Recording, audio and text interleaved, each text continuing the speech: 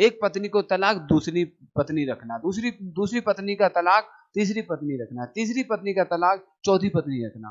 तो इस तरह से मुस्लिम इस कॉन्सेप्ट को अपनाया। राष्ट्रपति सिस्टम, राष्ट्रपति पद को सर्वप्रथम अपनाने वाला, एडॉप्ट करने वाला राज्य कौन सा है? संविधान हत्या दिवस। अभी बहुत वाद विवाद, आरोप प्रत्यारोप। Washington was the first president of America. Gandhi की सलाह पर 1975 में जो हजारों लाखों करोड़ों नागरिक पीड़ित हुए थे, प्रताड़ित हुए थे, जेलों में डाले गए थे, ना कोई वकील, ना कोई दलील, ना कोई। 1984 का जो दंगा हुआ था, रियोर्स हुआ था, वो दिल दहलाने वाली घटना थी। आज राजेंद्र प्रसाद जी क्या रहते हैं? प्रेसिडेंट। और उसी समय पर सर्वपल्ली राधाकृष्णन क्या रहते हैं? Vice president. कैसे हैं आप लोग? आशा करता हूं कि आप कुशल मंगल आनंदमय होंगे। मैं दिलीप राय जायसवाल आपके अपने YouTube चैनल में स्वागत, वंदन, अभिनंदन करता हूं। साथियों, आज का जो टॉपिक है, चैप्टर है, और आज का जो कॉन्सेप्ट है, बहुत ही महत्वपूर्ण है यूपीएससी के लिहाज से, एमपीपीएससी, सिविल सेवा हो, वनडे एग्जाम हो, या आप एक नागरिक हो किसी भी देश के, तो आपको ये सारी चीजें पता होनी चाहिए कि राष्ट्रपति क्या होता है, राष्ट्रपति का कॉन्सेप्ट कहां से आया है, राष्ट्रपति के पास कौन कौन सी शक्तियां होती है, परिभाषाएं क्या है, प्राचीन काल में क्या महत्व था, एंशिएंट पीरियड में, मध्यकाल में क्या भूमिकाएं थी, और आधुनिक काल में राष्ट्रपति का पद का किस तरह से विस्तार हुआ और ये कहां तक सीमित था। इन सब पर चर्चा करेंगे, लेकिन आप वीडियो को अंत तक देखें, वीडियो को लाइक, शेयर और चैनल को सब्सक्राइब जरूर करें, और कमेंट करके बताएं आप किसकी तैयारी करें। और आज प्रेसिडेंट से संबंधित, राष्ट्रपति से संबंधित आपके कोई भी डाउट नहीं रहेंगे, कोई भी क्यूरी नहीं रहेगी, कोई भी प्रश्न आपके मन में नहीं रहेंगे।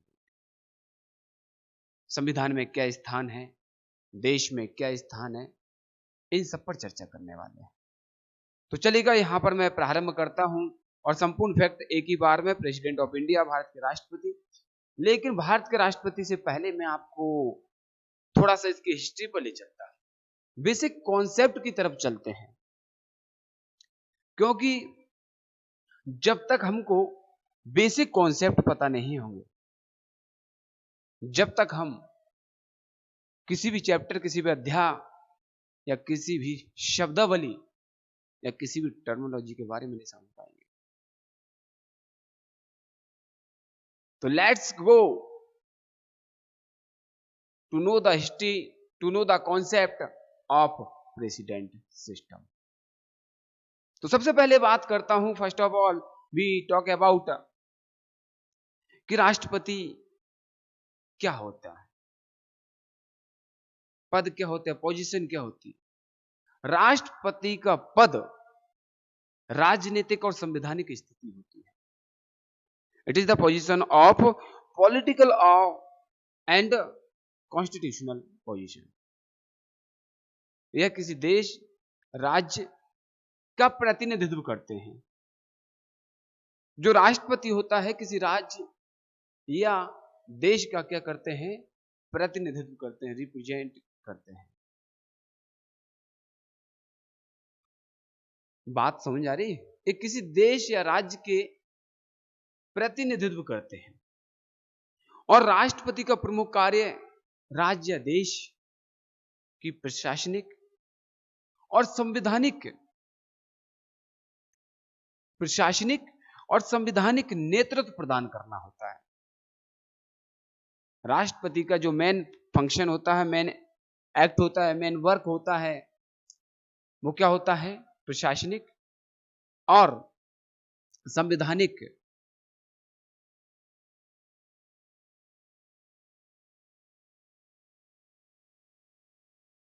नेतृत्व प्रदान करना होता है। प्रशासनिक और संवैधानिक नेतृत्व प्रदान करना होता है। लेकिन हम बात करते हैं प्राचीन काल में, चलते हैं प्राचीन काल में जो समाज थी, तो उसमें राष्ट्रपति का जो पद होता था, राष्ट्रपति की जो भूमिका होती थी, या राज प्रमुख जो होता था, राज प्रमुख कहलाता था, राष्ट्रपति नहीं कहते थे पहले। आमतौर पर राजा, महाराजा, सम्राट ही राज प्रमुख हुआ करता था, और शासन प्रशासन के कार्य, संवैधानिक कार्य का प्रतिनिधित्व राजा, महाराजा, सम्राट ही किया करते थे। आपको पता होगा एंशिएंट पीरियड में जैसे राजा विक्रमादित्य, जैसे बात करें अपन सम्राट अशोक, ऐसे बहुत सारे राजा हुए, राजा सिकंदर, ठीक है, ठीक है, इस तरह से अपने अपने जो सम्राट होते थे वहां पर वो राष्ट्रपति का काम ही करते थे, राज प्रमुख के रूप में कार्य करते थे। और यह पद क्या होता था? वंशानुगत होता था। यह पद कैसा होता था? वंशानुगत होता था।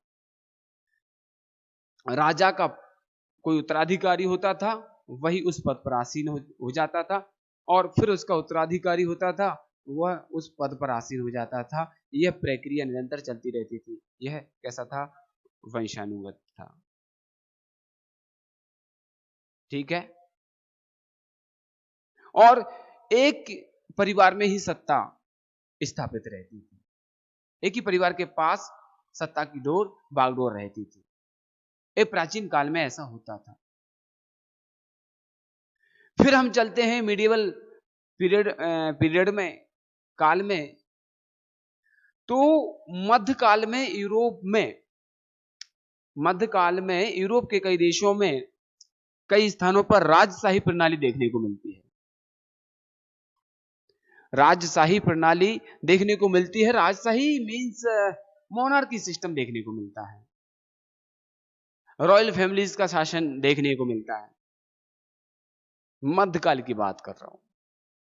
और फिर यूरोप के कई हिस्सों में समय के साथ साथ विभिन्न देशों में प्रजातांत्रिक सिस्टम भी देखने को मिलने लगा। मध्यकाल में ही प्रजातांत्रिक, लोकतांत्रिक और डेमोक्रेटिक सिस्टम की ओर बढ़ने लगे, इसका विस्तार भी होने लगा।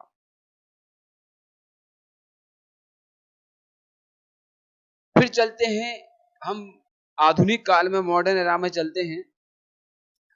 आधुनिक काल में जैसे हमारा मॉडर्न एरा है, जो आधुनिक काल की बात कर रहा हूं, 18वीं शताब्दी में अमेरिका ने राष्ट्रपति का जो कॉन्सेप्ट है, जो राष्ट्रपति का इतिहास है, आधुनिक काल से समझते हैं। अमेरिका ने इस कॉन्सेप्ट को अपनाया। राष्ट्रपति सिस्टम, राष्ट्रपति पद को सर्वप्रथम अपनाने वाला, एडॉप्ट करने वाला राज्य कौन सा है? अमेरिका, 18वीं शताब्दी में। और 18वीं शताब्दी में अमेरिका में पहले राष्ट्रपति बने, कौन बने? तो George Washington was the first president of America in 1789। 1790 में जॉर्ज वॉशिंगटन क्या बनते हैं? अमेरिका के पहले राष्ट्रपति बनते हैं। और यहीं से राष्ट्रपति सिस्टम, राष्ट्रपति प्रणाली, राष्ट्रपति पद सब सर्वप्रथम यहीं पर नाम दिया गया, राष्ट्रपति प्रेसिडेंट। और जॉर्ज वॉशिंगटन के नाम पर ही वहां की जो कैपिटल है यूएसए की, जो वॉशिंगटन डीसी बोलते हैं, वो इन्हीं के नाम पर रखी गई।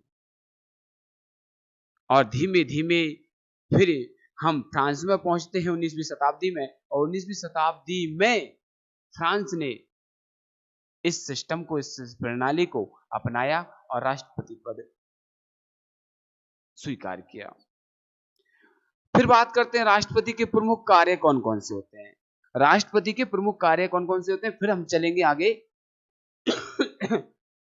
आगे फिर हम इस स्लाइड में समझेंगे और आपको बोथ मीडियम में समझाएंगे, इंग्लिश और हिंदी दोनों मीडियम में समझाएंगे। फिर धीमे धीमे राष्ट्रपति पद का समझ आ गया कि कहां पर अपनाया। सबसे पहले अमेरिका में जॉर्ज वॉशिंगटन पहले राष्ट्रपति बने, फिर ये फ्रांस में 19वीं शताब्दी में राष्ट्रपति पद अपनाया। और फिर हम बात करते हैं राष्ट्रपति के प्रमुख कार्य। पहला कार्य होता है संवैधानिक कार्य, कॉन्स्टिट्यूशनल रोल, भूमिका, प्रशासनिक भूमिका और राजनयिक भूमिका, औपचारिक और सांकेतिक भूमिका। इस तरह की भूमिकाएं होती हैं, इस तरह के कार्य होते हैं किसके? राष्ट्रपति के। और राष्ट्रपति का पद आज विभिन्न देशों में क्या है, अलग अलग स्वरूपों में, अलग अलग फॉर्म में देखने को मिलता है। कहीं कहीं आपको राष्ट्रपति का पद सांकेतिक रूप में देखने को मिलेगा, सिंबॉलिक रहेगा, बस राष्ट्रपति नाम रहेंगे, सारी सत्ता आसीन रहेगी किसमें? प्रधानमंत्री। तो कहीं पर राष्ट्रपति का पद सांकेतिक देखने को मिलेगा, और जबकि कुछ देशों में राष्ट्रपति के पास व्यापक कार्यकारी शक्तियां होती हैं। जिस तरह से बात करें, रूस में राष्ट्रपति के पास सारी शक्तियां व्यापक हैं, फ्रांस में राष्ट्रपति के पास सारी शक्तियां व्यापक शक्तियां हैं, और भारत में जो शक्तियां हैं वो प्रधानमंत्री के पास। तो यहां पर एक राष्ट्रपति सांकेतिक भूमिका निभाता है। तो अब हम चलते हैं मुख्य मुद्दे की बात, तो चलेगा यहां पर, ओके। अब चलते हैं मुद्दे की बात पर। भारत के राष्ट्रपति की विस्तृत परिभाषा समझना। देखिएगा, थोड़ा सा वीडियो लंबा होगा, ज्यादा नहीं, लेकिन एक ही बार में आपको सारे आर्टिकल्स, सारा इतिहास, सारा कॉन्सेप्ट आज क्लियर हो जाए। बड़ी मेहनत लगती है जब इस प्रकार की विषय पर, टॉपिक पर, चैप्टर पर, अध्याय पर, इस प्रकार के लेसन पर जब डीप अध्ययन किया जाता है तो काफी समय लगता है। It will take so long time, बहुत लंबा समय लेता है जब इस प्रकार का कोई डिटेल या डेटा हम जब तैयार करते हैं। तो देखिए, सबसे पहले मैं यहां पर आपके साथ डिस्कस करने वाला हूं और आपको बताने वाला हूं रोल एंड रिस्पॉन्सिबिलिटीज। राष्ट्रपति की भूमिकाएं और जिम्मेदारी क्या होती है। तो फर्स्ट, नंबर 1, राष्ट्र का मुख्य निर्देशक, हेड ऑफ स्टेट। प्रेसिडेंट क्या होता है? हेड ऑफ स्टेट होता है। भारत के राष्ट्रपति भारतीय गणराज्य का संस्थानिक मुख्य निर्देशक होते हैं, अंतरराष्ट्रीय मामलों में देश का प्रतिनिधित्व करते हैं। The president is the ceremonial head of the Republic of India and represents the nation in all international matters. First point clear समझ आया? क्या करते हैं ये? भारत के राष्ट्रपति भारतीय गणराज्य का संस्थानिक प्रमुख होते हैं, हेड होते हैं, निदेशक होते हैं, डायरेक्टर होते हैं, और अंतरराष्ट्रीय मामलों में देश का प्रतिनिधित्व करते हैं।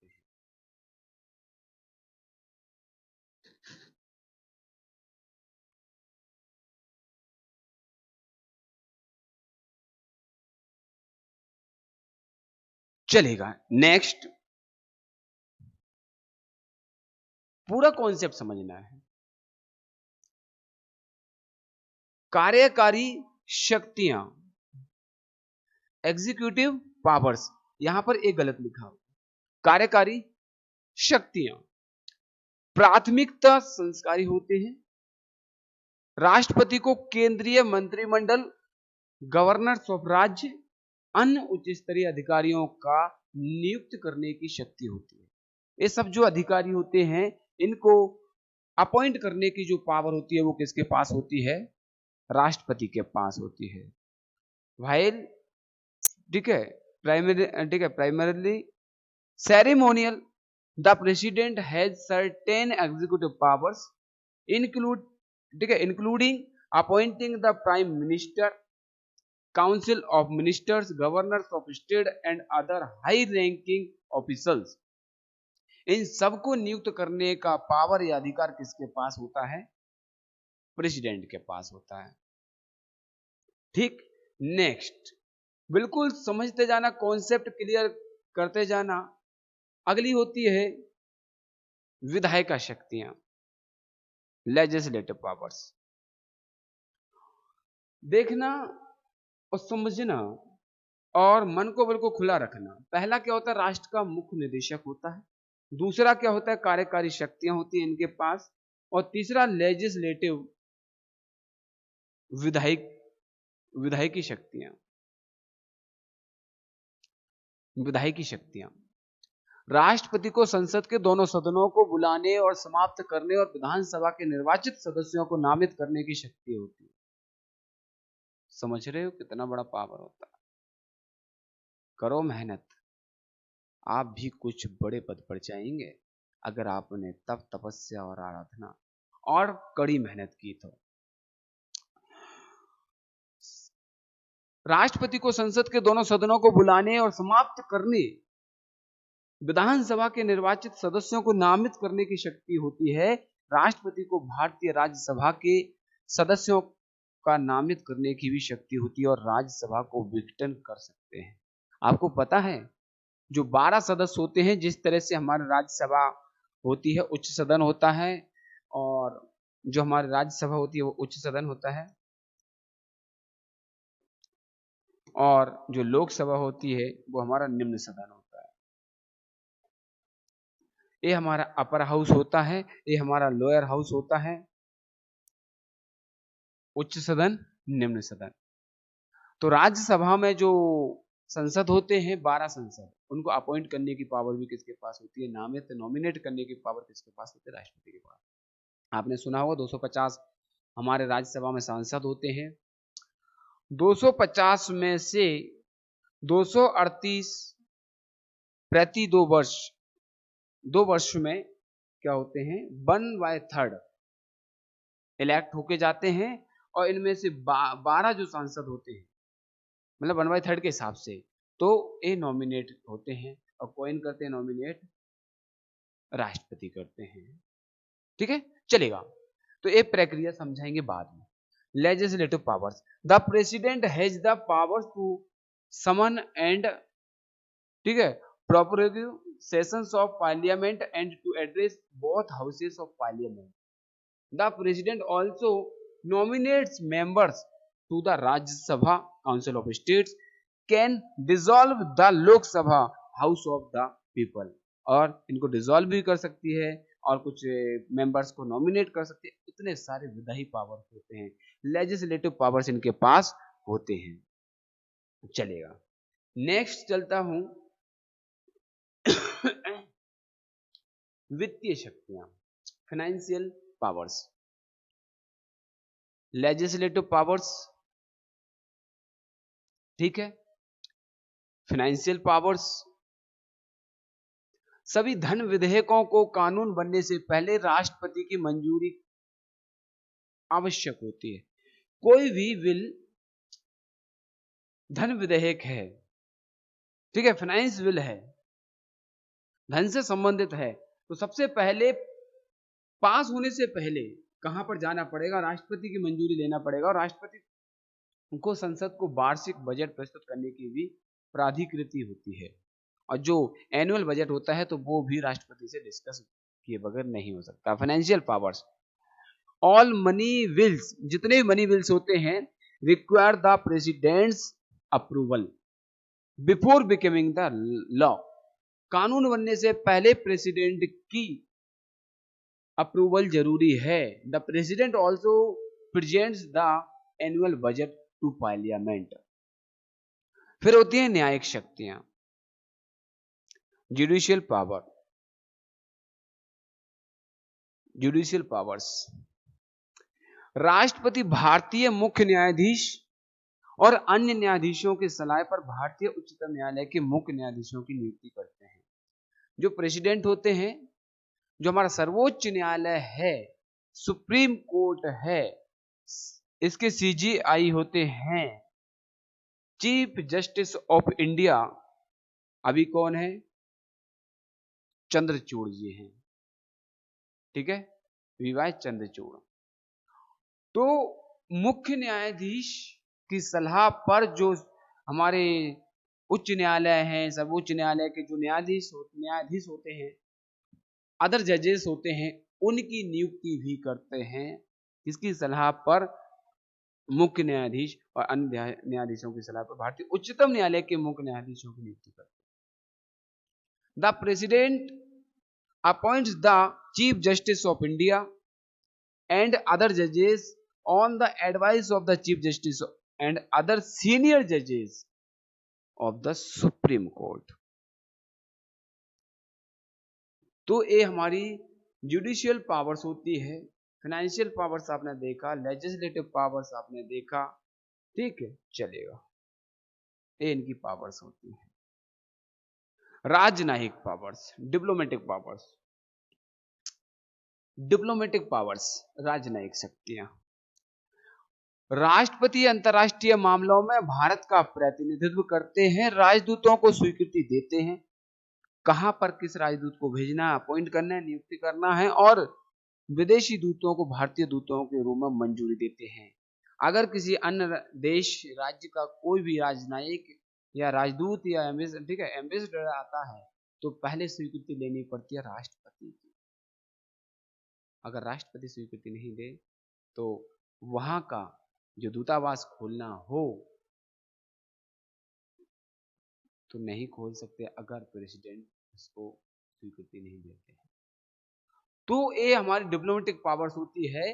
The president represents India in international affairs, receives diplomats and accredits Indian diplomats to foreign countries, और जो फॉरेन कंट्रीज हैं वहां के जो डिप्लोमेट्स आते हैं उनके लिए भी स्वीकृति देते हैं। चलेगा, तो ये इनके पावर्स हो गए हैं। अब हम चलेंगे चयन और कार्यकाल। प्रमुख चीज होती है चयन और कार्यकाल, और जब राष्ट्रपति को कैसे चुना जाता है, इनका कार्यकाल क्या होता है, टर्म क्या होती है, इलेक्शन क्या होता है। इसको आगे बढ़ाने से पहले एक मैं बहुत ही अच्छी पंक्ति आपको सुना रहा हूं जो संघर्ष भरी है, स्ट्रगल्स फुल है। देखो साथियों, छात्रों, जब आप मेहनत कर रहे होते हैं, सिलेक्शन के दौर में होते हैं, संघर्ष भरा जीवन जी रहे होते हैं, वो चीज आपकी किसी को दिखाई नहीं देती। जब आप बन जाते हैं, मुकाम पर पहुंच जाते हैं, आईएएस, आईपीएस, डीसी, डीएसपी बन जाते हैं, तो क्या होता है, तो यहां पर देखिएगा क्या होता है। फिर आप अच्छी जगह पहुंच जाते हैं तो सबको क्या दिख रहा होता है, चमक रहा हूं जो सूरज की तरह, तो सब इतने हैरान क्यों हैं। चमक रहा हूं जो सूरज की तरह, तो सब इतने हैरान क्यों हैं। मेरी कामयाबी से सब इतना परेशान क्यों हैं। हर रात टकराया हूं, हर रात टकराया हूं एक नई मुसीबत से, एक नई सुबह के लिए। सबको दिखा हुनर आपका या मेरा, सबको दिखा आपका या मेरा हुनर सबको, लेकिन किसी ने ना पूछा कि ये जख्मों के निशान क्यों है। तो चलेगा, आगे बढ़ते हैं। सिलेक्शन एंड टेन्योर, चयन और कार्यकाल। चुनाव, राष्ट्रपति का चयन प्रत्यक्ष रूप से नहीं होता है, बल्कि वह निर्विकल्प रूप से संसद के दोनों सदनों के चुने गए सदस्यों और राज्यों और केंद्र शासित प्रदेशों के चुने गए सदस्यों के द्वारा चलते हैं। समझना थ्योरी क्या है। राष्ट्रपति का चुनाव प्रत्यक्ष रूप से नहीं होता है, बल्कि वह निर्विकल्प रूप से संसद के दोनों सदनों के चुने गए सदस्य, राज्यसभा, लोक सभा के सदस्यों के द्वारा और राज्य और केंद्र शासित प्रदेशों के चुने गए सदस्यों के द्वारा चुना जाता है। English, the president is elected indirectly by an electoral college consisting of elected members of both houses of parliament and elected members of the legislative assemblies of states and union territories। ठीक, कार्यकाल, राष्ट्रपति की कार्यावधि 5 वर्ष की होती है हमारे यहां पर। राष्ट्रपति को कई कार्यकाल तक चुना जा सकता है, लेकिन उन्हें पुनः चुनाव के लिए पात्र होना चाहिए। हमारे यहाँ पर राष्ट्रपति कई बार चुना जा सकता है, 1 बार 2 बार 3 बार 4 बार, कई कार्यकाल तक चुना जा सकता है, लेकिन उनकी पात्रता होनी चाहिए। और अमेरिका में मात्र 2 बार ही राष्ट्रपति पद के लिए व्यक्ति 2 कार्यकाल ही पूरे कर सकता है। जिस तरह से ओबामा जी 2 कार्यकाल पूरे किए, इस तरह से अभी देख रहे हैं आप डोनाल्ड ट्रंप 1 कार्यकाल थे, वो तो हार गए थे। तो 2 कार्यकाल तक ही व्यक्ति अपना चुनाव लड़ सकता है अमेरिका में, यूएसए में, और हमारे यहाँ पर कई कार्यकाल के लिए इलेक्ट हो सकते हैं, लेकिन पात्र होना चाहिए, जो अर्हता है वो कंप्लीट होनी चाहिए। Terms, the president's terms of office is 5 years. There is no limit to the number of terms a president may serve, but they must be eligible for re-election. Re-election के लिए एलिजिबल हो, योग्य हो, पात्र हो, तब जाकर के ऐसा कर सकते हैं। ठीक, तो कार्यकाल 5 साल का है, कई कार्यकाल के लिए चुने जा सकते हैं। अगर दोबारा से उस कार्यकाल में जाना है तो आपको पात्र होना पड़ेगा, योग्य होना पड़ेगा, तब आप कई कार्यकाल पूरे कर सकते हैं। अब आगे चलते हैं, योग्यताएं, क्वालिफिकेशंस क्या होती हैं। राष्ट्रपति की क्वालिफिकेशंस क्या आती हैं? What are the qualifications of president? नागरिकता, फर्स्ट, राष्ट्रपति को भारतीय नागरिक होना कंपलसरी है। Citizenship, the president must be a citizen of India, must be a citizen of India. India का सिटीजन, किसी भी देश का सिटीजन होना कंपलसरी है, जिस देश के लिए वो प्रेसिडेंट चुनाव लड़ता है। लेकिन हम बात भारत की कर रहे हैं, तो भारत का सिटीजन होना कंपलसरी है। एज क्या है? 35 years, 35 साल की आयु पूरी होनी चाहिए, कंप्लीट होनी चाहिए। नागरिकता, भारत की नागरिकता होनी चाहिए, must be a citizen of India. As, the president must have completed 35 years of age, completed. योग्यता, राष्ट्रपति को लोकसभा के सदस्य के रूप में चुने जाने की योग्यता होनी चाहिए। Qualification, the president should be eligible for election as a member of the Lok Sabha house of the people. तो उसकी योग्यता कैसी होनी चाहिए? वो ठीक है, जो हमारा संसद की या लोकसभा के सदस्य के रूप में चुने जाने की जो योग्यता होती है वो कंप्लीट होनी चाहिए, तब जाकर के राष्ट्रपति के लिए योग्यता होगी। एज बताइए 35 हो गई है, नागरिकता भी कंपलसरी है। समझना पूरा कॉन्सेप्ट, इंपोर्टेंस, महत्व क्या है। इंपोर्टेंस, संविधान का संरक्षक, guardian of the constitution, guardian of the constitution. राष्ट्रपति सुनिश्चित करते हैं कि संसद द्वारा पारित किए गए कानून संविधान का पालन करते हैं या नहीं, और जो संविधान का पालन करते हैं वही कानून देश के लिए कारगर सिद्ध होते हैं। तो ए जिम्मेदारी किसकी है? राष्ट्रपति की। तो संरक्षक होते हैं, गार्जियन होते हैं इसके संविधान के। The president ensures that laws passed by parliament adhere to the constitution. एकता का प्रतीक, सिंबल ऑफ यूनिटी। राष्ट्रपति राष्ट्र की एकता और अखंडता का प्रतीक होते हैं। राष्ट्रपति राष्ट्र की एकता और अखंडता का प्रतीक होते हैं, symbol of unity. The president represents the unity and integrity of the nation, ठीक है, इंटेग्रिटी ऑफ द नेशन। एकता और अखंडता का प्रतीक होते हैं। संरक्षक राष्ट्रीयता का, ठीक है, कस्टोडियन ऑफ सॉवरेनिटी, ठीक है, सॉवरेनिटी। राष्ट्रपति देश की संरक्षा, अखंडता और सुरक्षा का संरक्षक होते हैं। The president ensures the sovereignty, ठीक है, integrity and defence of the country. तो राष्ट्रपति देश की सुरक्षा, अखंडता और सुरक्षा का ठीक है, संरक्षा, अखंडता और सुरक्षा का संरक्षक होते हैं। पूरा कॉन्सेप्ट क्लियर समझते जाना, आपको आर्टिकल्स तक भी ले जाएंगे। हिस्टोरिकल सिग्निफिकेंस, इनका ऐतिहासिक महत्व क्या है, चलते हैं।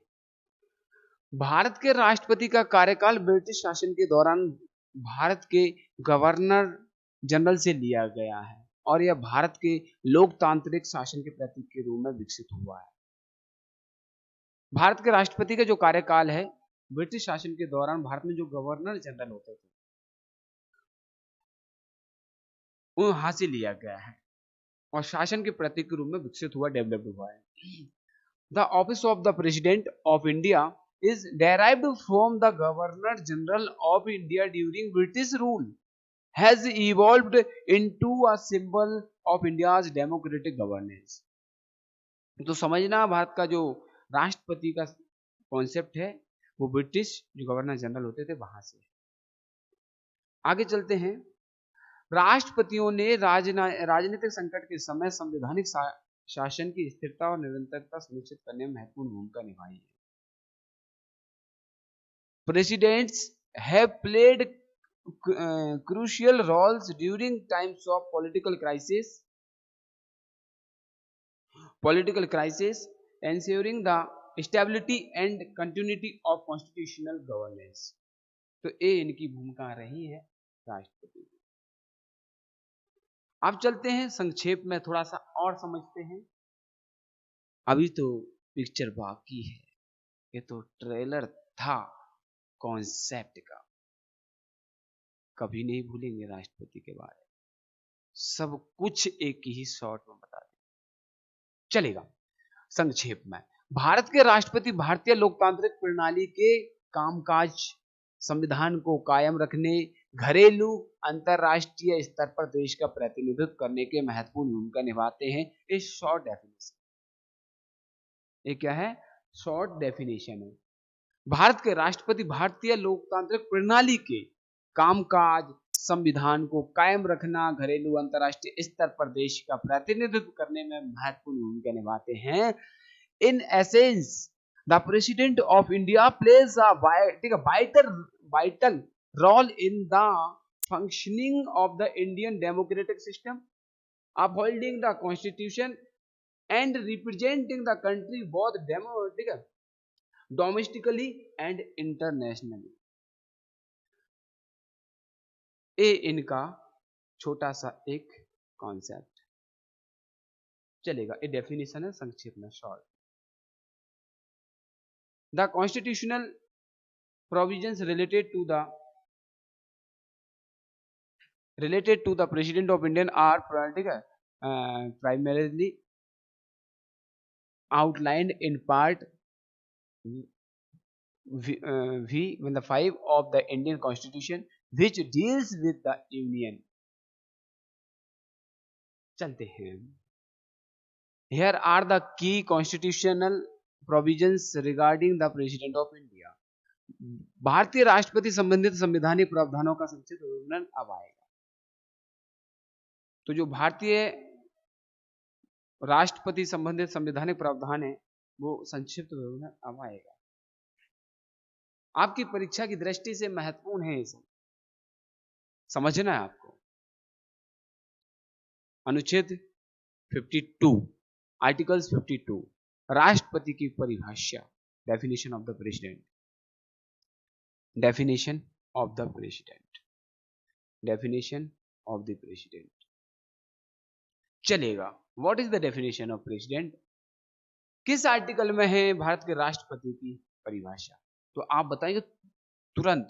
52, आर्टिकल 52 से क्या स्टार्ट होता है, राष्ट्रपति।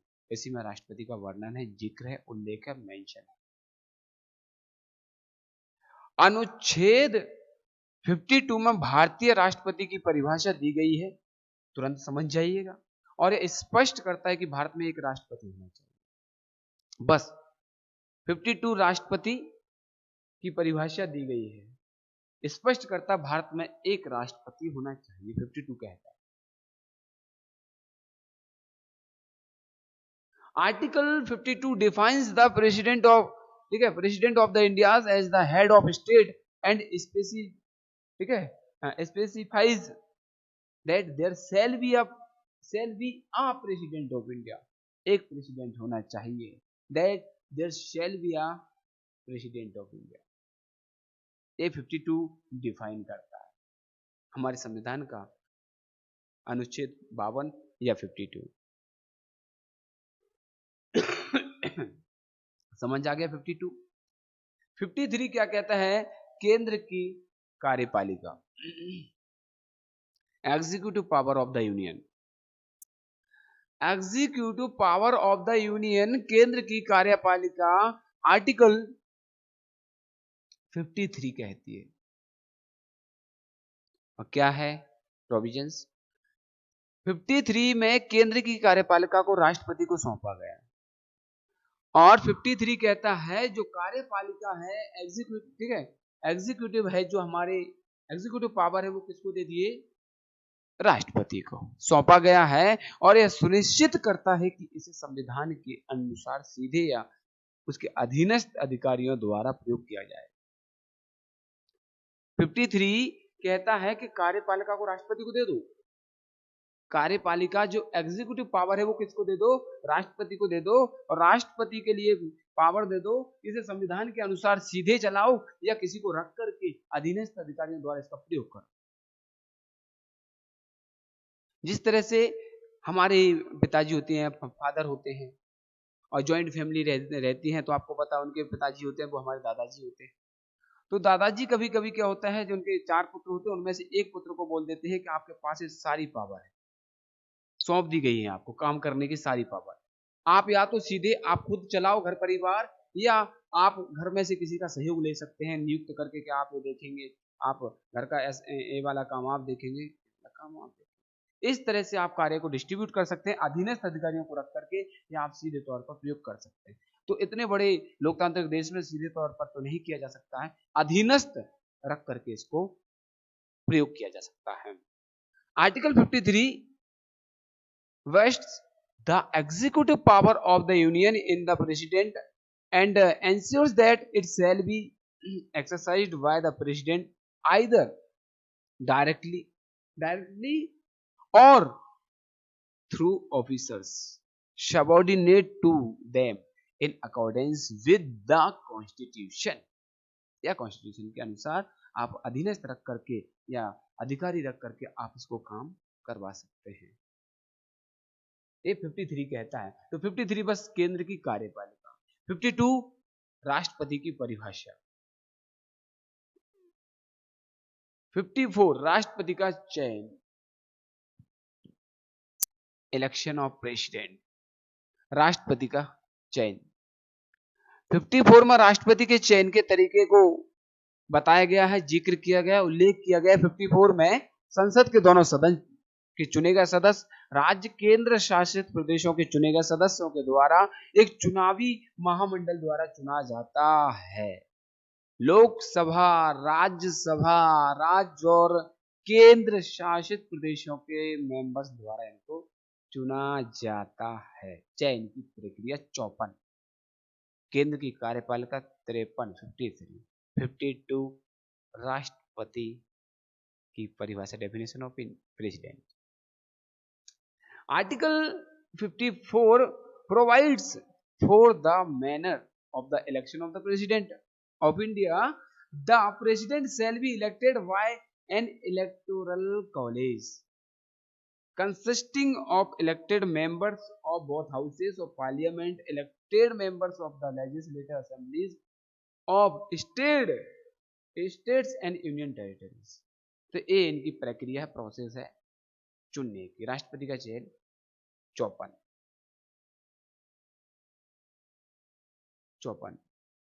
54 के बाद आता है 55, 55 तरीका, बस उसमें बताया था चयन। अब तरीका, मैनर क्या होगा? मैनर 50 में, 5 में राष्ट्रपति के चयन का तरीका, manner of election of president, manner of election of president. आपको अच्छा लग रहा हो तो वीडियो को लाइक शेयर सब्सक्राइब जरूर कर लेना। ऐसे टॉपिक लेकर आएंगे हम आपको, पूरा कॉन्सेप्चुअल तथ्यात्मक पूरा सेव हो जाए, पर एक लाइक तो बनता है, शेयर तो कर सकते हैं, चलेगा। 55 में चयन के तरीके को और विस्तार से विवरण दिया गया है, इसमें वोटों के मूल्यों को अलग अलग मतदाताओं के लिए निर्धारित किया गया है। Article 55 further details the manner of election including the value of votes of different constituents of the electoral college. तो सिर्फ इतना याद रखना है कि राष्ट्रपति के चयन का तरीका, manner of election of president किसमें दिया है? 55 में दिया। किसमें दिया है? 55 में दिया है। आप बात करते हैं 56 राष्ट्रपति की कार्यावधि, terms of office of president. Terms of office of president, कार्यावधि राष्ट्रपति की कार्यावधि 56, तरीका 55, चुनाव 54, केंद्र की कार्यपालिका 53, राष्ट्रपति की परिभाषा 52। तो कार्यावधि 56 में यह उल्लेख किया गया है कि राष्ट्रपति अपने पद पर प्रवेश की तारीख से 5 वर्ष की अवधि तक रहेगा। कितने वर्ष की अवधि तक रहेंगे? 5 वर्ष की अवधि तक रहेंगे। 56 states that the president shall hold office for a term of 5 years from the date on which they enter upon their office। Office में एंटर करते हैं उस डेट से लेकर 5 साल तक इस पद पर आसीन रहेंगे। देन फिर से या तो इलेक्ट होंगे या फिर योग्यता समाप्त हो जाएगी तो हमेशा के लिए। राष्ट्रपति की कार्यावधि हो चुकी है। 57 पुनः चयन के लिए पात्रता।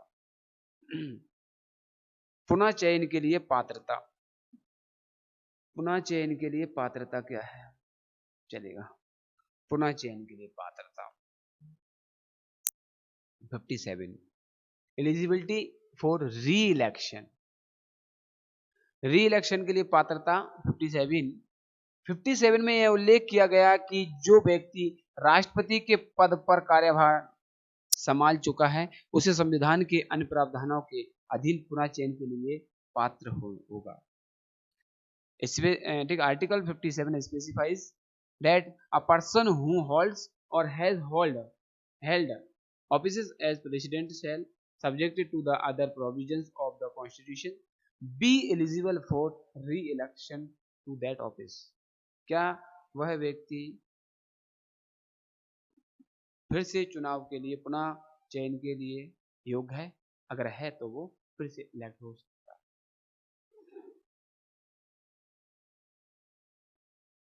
58 पात्रता में क्या कहा है? 58 qualifications for election as president. चलेगा, पात्रताएं 58 में राष्ट्रपति के चयन के लिए पात्रता में आवश्यक योग्यता निर्धारित की गई है, जिसमें भारतीय नागरिक होना, भारतीय नागरिकता होना, पूरे 35 वर्ष की आयु होना, लोकसभा के सदस्य के रूप में चुने जाने के लिए योग्यता होना। ये 3 चीजें आपको ध्यान रखना है। भारतीय नागरिकता होना, 35 वर्ष की आयु कंप्लीट होना और लोकसभा के सदस्य के रूप में चुने जाने की योग्यता होनी चाहिए। 3 चीजें उनके पास होगी तो अब राष्ट्रपति चुनाव के लिए पात्र होंगे। 58 कहता है less down, 58 lays down the qualifications required for a person to be eligible for election of as president, including being a citizen of India, having completed the age of 35 years and being qualified for election as a member of the Lok Sabha। तो ये इसकी पात्रताएं हैं। 59 क्या आता है? 59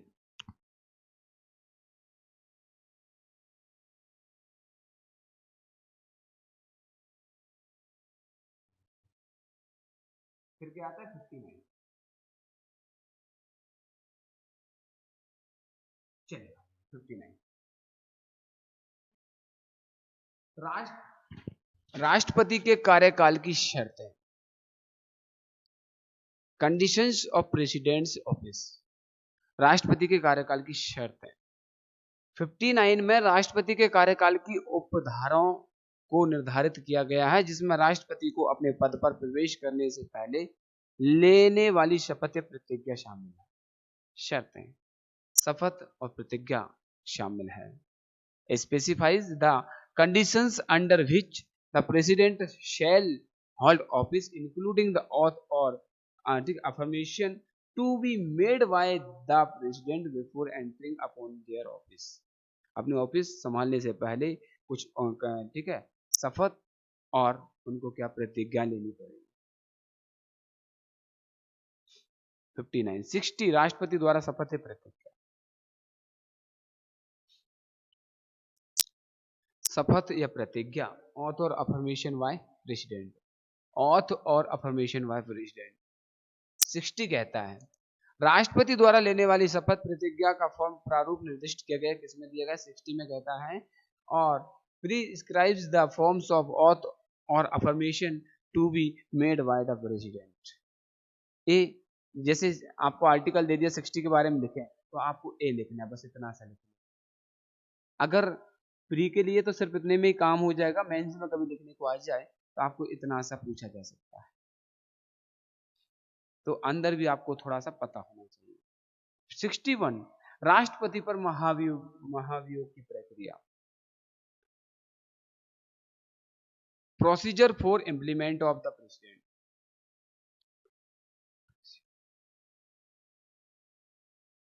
the impeachment of the president. राष्ट्रपति के महाभियोग की प्रक्रिया क्या होती है। 61 संविधान के उल्लंघन के आधार पर राष्ट्रपति पर महाभियोग की प्रक्रिया का प्रावधान करता है।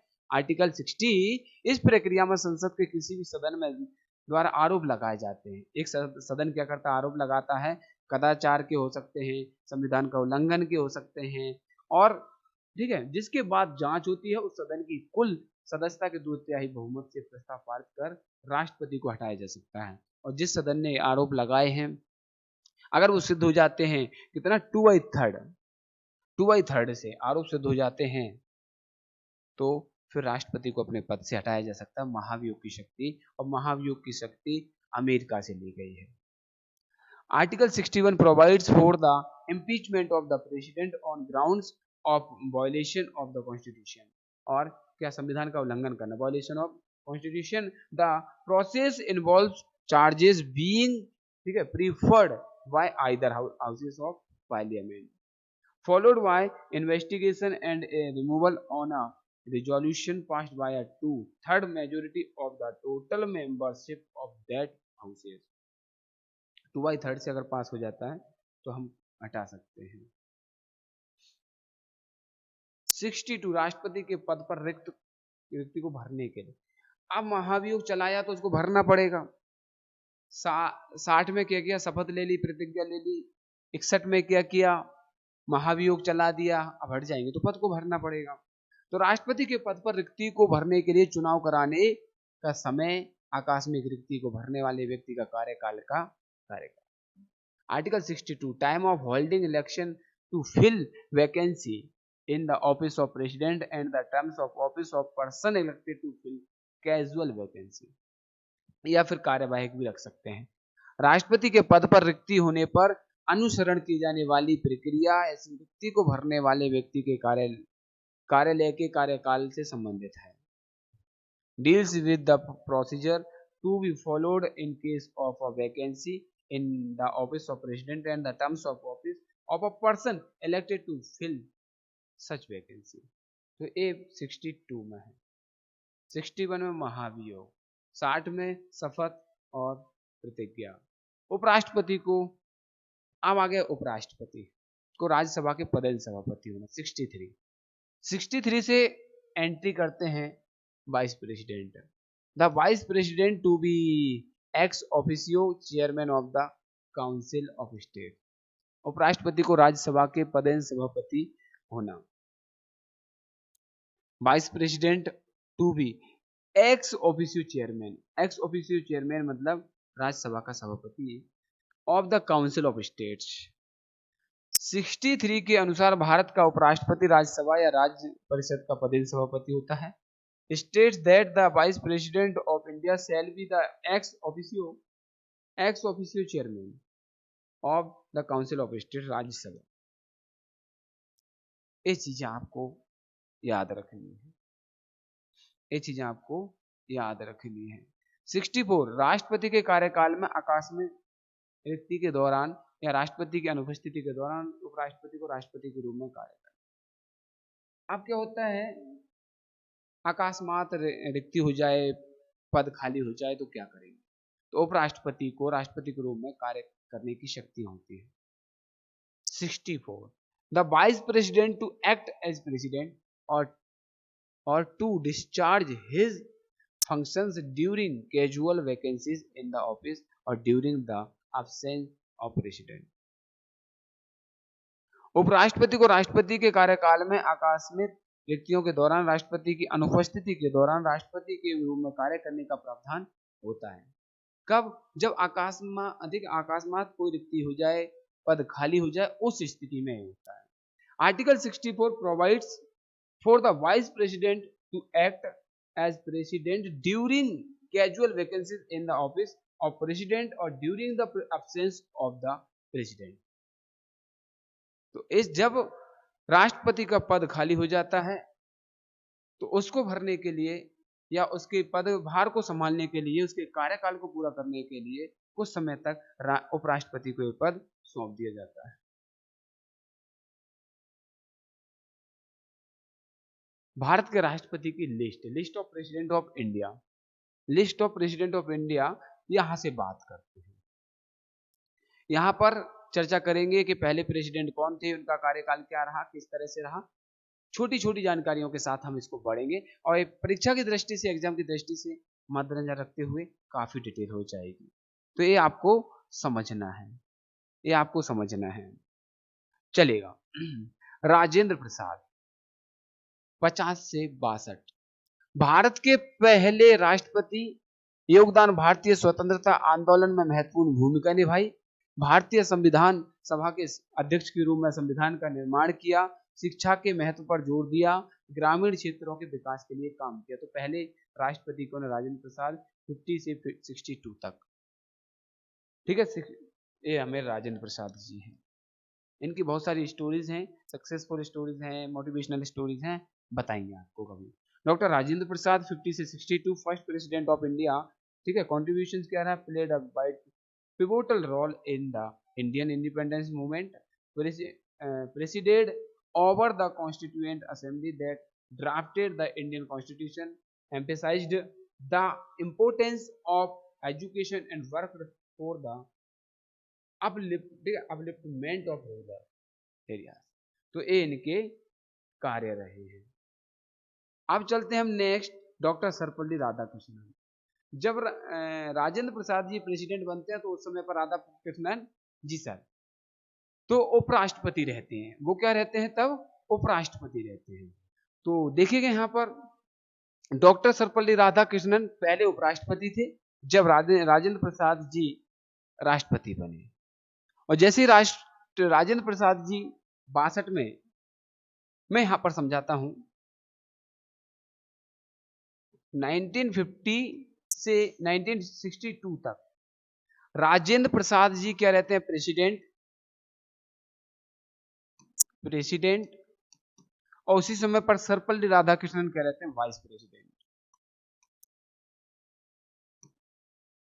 वाइस प्रेसिडेंट के 2 कार्यकाल पूरे किए डॉक्टर सर्वपल्ली राधाकृष्णन ने और राष्ट्रपति के 2 कार्यकाल पूरे किए राजेंद्र प्रसाद। जैसे ही राजेंद्र प्रसाद जी इस पद से जुदा हो जाते हैं, दूर हो जाते हैं, तो उनके पद पर फिर राष्ट्रपति बनाए जाते हैं। कौन है, तो ये उपराष्ट्रपति रहे फिर राष्ट्रपति बने, तो एकमात्र ऐसे व्यक्ति। ठीक, ये समझाना। 62 से 67 भारत के दूसरे राष्ट्रपति। योगदान क्या है, प्रसिद्ध दार्शनिक रहे, फिलोसोफर रहे, शिक्षा के पक्षधर रहे, अंतरराष्ट्रीय मंचों पर भारतीय संस्कृति दर्शन को बढ़ावा दिया, अपने जन्म दिवस पर शिक्षक दिवस की स्थापना की ताकि शिक्षा को सम्मान हो सके, ताकि शिक्षा का सम्मान हो सके। इसलिए 5 सितंबर को, ठीक है, इसलिए 5 सितंबर को क्या मनाया जाता है? शिक्षक दिवस, teachers day, to commemorate the birth ceremony of doctor Sarvepalli Radhakrishnan. Doctor Sarvepalli Radhakrishnan के जन्म दिवस के उपलक्ष्य में 5 सितंबर से राष्ट्रीय शिक्षक दिवस मनाया जाता है। नेशनल शिक्षक दिवस, राष्ट्रीय शिक्षक दिवस। और अंतरराष्ट्रीय शिक्षक दिवस मनाया जाता है 5 अक्टूबर को। 5 अक्टूबर को अंतरराष्ट्रीय शिक्षक दिवस, 5 सितंबर को राष्ट्रीय शिक्षक दिवस, इनके जन्म दिवस के उपलक्ष्य मनाया जाता है। Second president of India, contributions, renowned philosophers, advocate of education, promoted Indian culture and philosophy on the international platforms, established Teachers Day on his birthday to honor teachers. Teachers को सम्मान दिलाने के लिए इन्होंने ये सब किया। जाकिर हुसैन तीसरे, जाकिर हुसैन तीसरे प्रेसिडेंट रहे। ये 3rd नंबर के प्रेसिडेंट थे। भारत के तीसरे राष्ट्रपति। योगदान, राष्ट्रीय एकता, सांस्कृतिक एकता को बढ़ावा दिया। जामिया मिलिया इंपोर्टेंट है। जाकिर हुसैन जामिया मिलिया इस्लामिया विश्वविद्यालय के संस्थापक, शिक्षा के विकास में योगदान दिया, मूल्य आधारित शिक्षा के महत्व पर जोर दिया। जाकिर हुसैन 57 से फिर सर्वपल्ली राधाकृष्णन के बाद आते हैं 69 तक। 3rd president of India, constitution promoted national integration and cultural unity, founder of Jamia Millia Islamia university, contributing to educational development, emphasised the importance of value based education. इनका योगदान रहा। तो पहले राजेंद्र प्रसाद, दूसरे डॉक्टर सर्वपल्ली राधाकृष्णन, फिर जाकिर हुसैन, और फिर चौथे आते हैं वी वेंकटरमन, वीवी गिरी वेंकटरमन, वीवी गिरी लिखा जाता है। वराहमिहिर वेंकटरमन 69 से 74 भारत के चौथे राष्ट्रपति, श्रमिक अधिकारों और कल्याण के पक्षधर थे। मजदूरों के अधिकारों के लिए काम किया। औद्योगिक शांति, सद्भावना को बढ़ावा देना, स्वतंत्र उम्मीदवार के रूप में राष्ट्रपति चुने जाने वाले पहले व्यक्ति।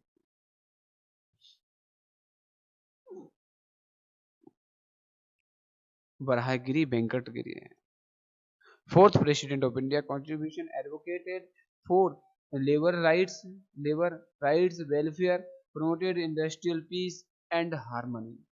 First president to be elected as an independent candidate. चलेगा, ओके।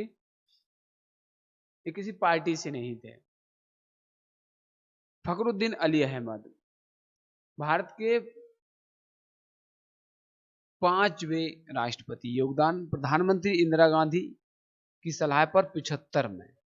फखरुद्दीन अली अहमद, ये ध्यान रखना ध्यान से, फखरुद्दीन अली अहमद फखरुद्दीन अली अहमद जब राष्ट्रपति थे, जब इंदिरा गांधी ने आपातकाल लगाया था 1975 में। इंदिरा गांधी की सलाह पर आपातकाल की घोषणा कर दी। अल्पसंख्यकों और कमजोर वर्गों के कल्याण के लिए काम किया। आपातकाल के दौरान कानून व्यवस्था बनाए रखने पर ध्यान केंद्रित किया। और इसी आपातकाल के उपलक्ष्य में आप देख पा रहे हैं अभी संविधान हत्या दिवस, ठीक, मनाने की घोषणा की गई है। और इसी को लेकर के अभी बहुत वाद विवाद, आरोप प्रत्यारोप जो चल रहा है वो इसी पर चल रहा है कि जब फखरुद्दीन अली अहमद राष्ट्रपति थे, इंदिरा गांधी प्रधानमंत्री थी, इंदिरा गांधी की सलाह पर 1975 में जो हजारों लाखों करोड़ों नागरिक पीड़ित हुए थे, प्रताड़ित हुए थे, जेलों में डाले गए थे, ना कोई वकील, ना कोई दलील, ना कोई अपील, ऐसा कानून था, इस तरह का आपातकाल लगाया गया था। ना कोई वकील कर सकते थे, ना कोई दलील होती थी, और ना ही कोई अपील होती थी। यह इस तरह का था। इसलिए इसको हत्या दिवस के रूप में, संविधान हत्या दिवस के रूप में मनाया जाने का घोषणा की है। तो आप बताएं, क्या ये दिन घोषित होना चाहिए या नहीं? ये आपके ऊपर डिपेंड करता है। सरकार ने तो कर दिया है, क्योंकि हजारों लाखों मासूमों को बेगुनाह जबरदस्ती पुलिस ने आपातकाल के दौरान इंदिरा गांधी के और जो राष्ट्रपति फखरुद्दीन अली अहमद के समय में जेलों में डाल दिया गया, कारावास में डाल दिया गया, और जो आंदोलन कर रहे थे, मूवमेंट कर रहे थे, उनको प्रताड़ित किया। न जाने क्या क्या हुआ होगा उस समय पर, आप सोच सकते हैं। बाकी मैं आगे ले चलता हूं आपके लिए। फखरुद्दीन अली अहमद, नीलम संजीव रेड्डी 77 से 82, 77 से 82 6वें नंबर के थे। योगदान भारतीय राष्ट्रीय कांग्रेस के सबसे युवा अध्यक्ष, भारतीय राष्ट्रीय कांग्रेस के सबसे युवा अध्यक्ष, प्रशासनिक सुधारों और ग्रामीण विकास पर ध्यान केंद्रित किया, राजनीतिक स्थिरता और पारदर्शिता को बढ़ावा दिया, और पहले ऐसे राष्ट्रपति जो निर्विरोध चुने गए थे, निर्विरोध चुने गए थे, निर्विरोध चुने गए थे। ठीक। Neelam Sanjiva Reddy, 6th president of India, constitution youngest president of the Indian National Congress, focused on administrative reform and rural development, promoted political stability and transparency. इनका ऐसा मकसद था। ज्ञानी जेल सिंह 7वें, ज्ञानी जेल सिंह भारत के 7वें राष्ट्रपति, पहले सिख राष्ट्रपति, सिख समुदाय के लिए योगदान के लिए प्रसिद्ध, सामाजिक सुधार और राष्ट्रीय एकता का समर्थन किया। ऑपरेशन ब्लू इंपोर्टेंट है। ऑपरेशन ब्लू स्टार इसके बाद की घटनाओं के दौरान महत्वपूर्ण भूमिका निभाई। ऑपरेशन ब्लू स्टार इनके समय पर ही था। और ऑपरेशन ब्लू स्टार कब चलाया गया था? 84 में। क्यों? आपको पता है कि इंदिरा गांधी की हत्या हो जाती है, हत्या के बाद फरमान सुनाया जाता है, तो उस हत्याकांड के बाद सिखों के साथ जो अत्याचार, अन्याय, दुराचार हुआ था, वो आज तक के इतिहास में सिखों के साथ कभी नहीं हुआ। जो सिख भाइयों के साथ 1984 का जो दंगा हुआ था, रियोर्स हुआ था, वो दिल दहलाने वाली घटना थी, असहनीय थी, इनटॉलरेबल थी। Giani Zail Singh, 7th President of India, contribution known for his contributions to the Sikh community, supported social reforms and national integration, played a significant role during the Operation Blue Star and subsequent events. चलेगा। अब आते हैं 87 से 92, are Venkataraman, Bharat के 8वें राष्ट्रपति। योगदान राष्ट्रीय विकास में प्रौद्योगिकी के महत्व पर जोर दिया, आर्थिक उदारीकरण नीतियों का समर्थन किया, भारत की रक्षा क्षमताओं को मजबूत करने की वकालत की। 8th President of India, contribution emphasized the importance of technology in national development, supported economic liberalization policies, advocated for strengthening India's defense capabilities.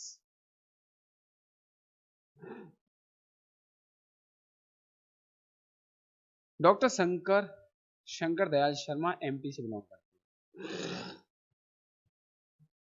ये मध्य प्रदेश से बिलोंग करते हैं, ग्वालियर से। तो ऐसे राष्ट्रपति का नाम बताएं जो मध्य प्रदेश से बिलोंग करते हैं। तो नाम है 2 से 97, भारत के 9वें राष्ट्रपति। योगदान लोकतंत्र और न्यायिक स्वतंत्रता के पक्षधर, सामाजिक आर्थिक विकास के लिए काम किया। 90 के दशक में राजनीतिक अस्थिरता के दौरान महत्वपूर्ण भूमिका निभाई, और जब राजनीतिक अस्थिरता होती है उस समय पर इन्होंने महत्वपूर्ण भूमिका निभाई। 9th President of India, contribution promoted democracy and judicial independence, advocated for social economic development, played key role during the political instability in the 1990s. ये तब की बात है। शंकर दयाल शर्मा। 10वें राष्ट्रपति आते हैं के आर नारायण, ठीक है, नारायणन। पहले दलित राष्ट्रपति, पहले दलित राष्ट्रपति, पहले दलित राष्ट्रपति के आर नारायण, ठीक है, नारायणन।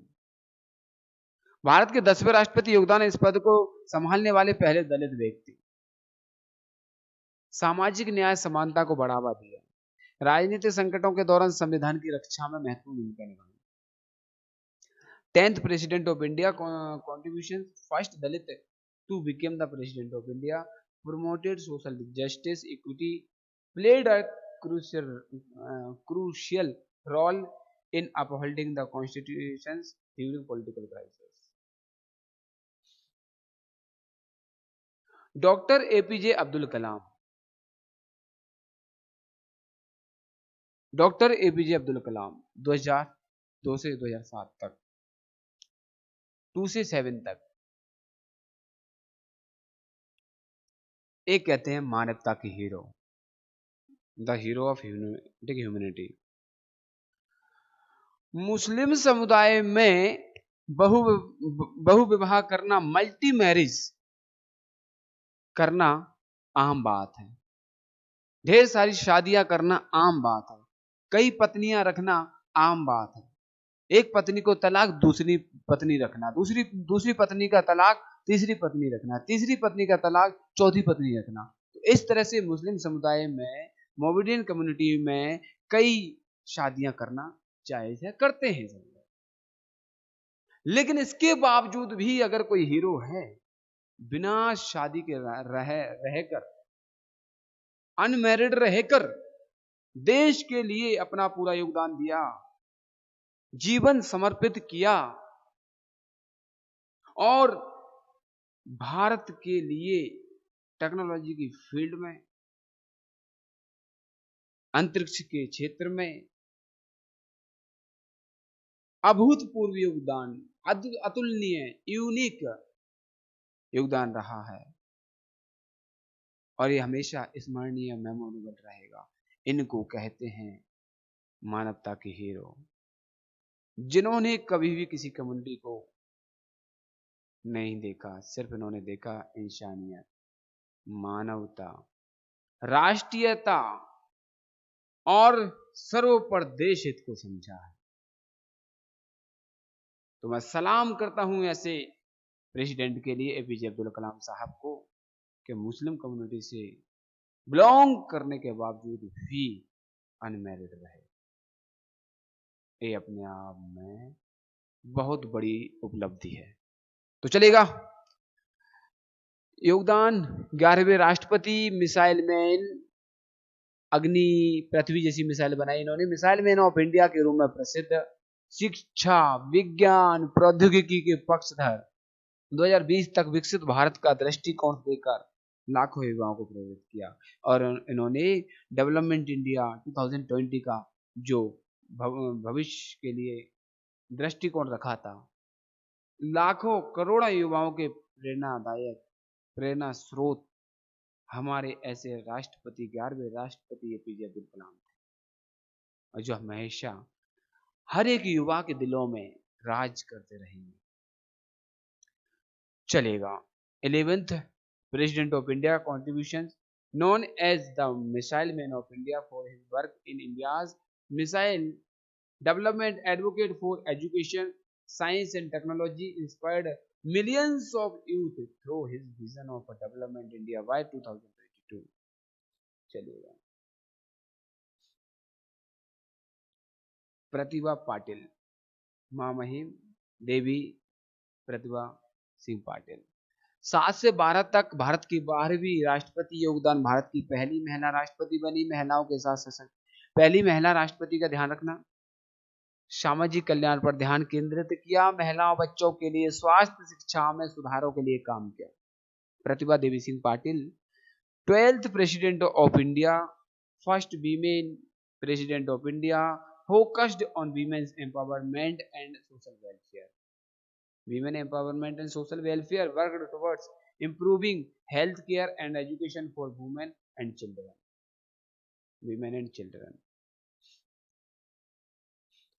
अब आते हैं प्रणब मुखर्जी 12 से 17। ये हमारे 13वें राष्ट्रपति रहते हैं। आर्थिक सुधारों नीति निर्माण में महत्वपूर्ण भूमिका निभाई, भारत के कूटनीतिक संबंधों के मजबूत किया, संसदीय लोकतंत्र शासन सुधारों की वकालत की। 13th President of India contribution played a key role in economic reforms, policy making, strengthened India's diplomatic relations, advocated for parliamentary diplomacy and governance reforms. चलेगा, आगे चलते हैं। ये प्रणब मुखर्जी। हम 17 तक आ चुके हैं। 17 के बाद आते हैं, ठीक है, 14वें नंबर पर रामनाथ कोविंद। ठीक है, 2017 तक आ गए थे हम। अब 17 से 22 रामनाथ कोविंद, चौथे राष्ट्रपति। ग्रामीण विकास शिक्षा पर ध्यान केंद्रित किया, सामाजिक समानता न्याय के पक्षधर, अनुसूचित जाति अनुसूचित जनजाति के कल्याण के लिए पहल की रामनाथ कोविंद। इन्होंने SC/ST के लिए पहल की कि इनके उत्थान के लिए और काम किया जाए, ताकि ये समाज, ये सोसाइटी देश की मुख्य धारा, देश के विकास की मुख्य धारा में शामिल हो। ऐसे हमारे रामनाथ कोविंद जी दूसरे दलित राष्ट्रपति, जिन्होंने भारत के सभी SC/ST अनुसूचित जाति अनुसूचित जनजाति वर्ग के सभी व्यक्तियों के लिए कल्याण के लिए काम करने की गुहार लगाई। और आज हम देख पा रहे हैं कि आज हमारा SC/ST समुदाय नए नए आयामों को प्राप्त कर रहा है, इतिहास रच रहा है। और उसमें एक अभी हाल ही में मध्य प्रदेश के, ठीक है, अनुसूचित जातीय जनजाति परिवार से बिलोंग करने वाली एक छात्रा ने IAS बनी है और मध्य प्रदेश का नाम रोशन किया है। आपको इसमें वीडियो प्रोवाइड कर, तो चलेगा। Ramnath Kovind 14th President of India, contribution focused on rural development, education, advocate for social equality, justice, जैसे promoted initiatives for the welfare of scheduled caste, scheduled tribes। ये रामनाथ कोविंद जी। अब हम 22 तक पहुंच गए हैं। 22 से अब हम वर्तमान तक आएंगे। द्रौपदी मुर्मू, ये है आदिवासी समुदाय से। द्रौपदी मुर्मू भारत की 15वीं राष्ट्रपति, योगदान इस पद को संभालने वाली पहली आदिवासी महिला। अधिकारों की शिक्षा, पर्यावरण के मुद्दों पर ध्यान केंद्रित किया, वंचित समुदायों के विकास के लिए वकालत की Draupadi Murmu ji. 15th President of India, contribution first tribal women to hold the office, first tribal women to hold the office, focus on tribal rights, educations, environmental issues, advocates for the development of underprivileged communities। तो इन्होंने भी उस communities को आगे बढ़ाने के लिए काम किया। और साथियों, आज राष्ट्रपति की परिभाषा, राष्ट्रपति का इतिहास, राष्ट्रपति का संविधान में उल्लेख, कौन से आर्टिकल में क्या है क्या नहीं है, चुनाव, ठीक है, इस सारी प्रक्रियाओं के बारे में हमने पढ़ा। यह वीडियो आपको कैसा लगा? लाइक शेयर, चैनल को सब्सक्राइब करें, बेल आइकन प्रेस करें ताकि इस तरह की वीडियोस आप तक पहुंच सके। अगला वीडियो के लिए इंतजार करें। जय हिंद, जय भारत।